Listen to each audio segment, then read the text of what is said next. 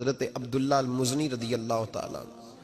کچھ لوگوں کی نا زندگی بڑی مختصر ہوتی ہے، لیکن جتنے زندگی میں لمحات ہوتے ہیں نا، ایک ایک لفظ بڑا قیمتی ہوتا ہے، شب و روز میں ایک ایک جملہ بڑا قیمتی ہوتا ہے۔ مختصر سی میری کہانی ہے، پر جو بھی ہے آپ کی مہربانی ہے۔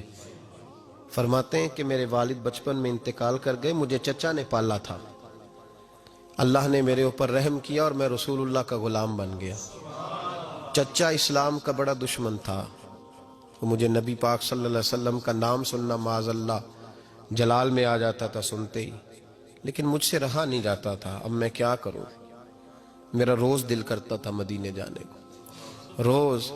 میری ماں میرے درد سے آشنا تھی۔ ایک دن میں تڑپ اٹھا، میں نے کہا اماں مجھے پتا ہے تو نے میری خاطر نکاح نہیں کیا، لیکن اماں میرا اب دل نہیں لگتا، چچا جانے نہیں دیتا۔ اماں کہنے لگی بیٹے جا،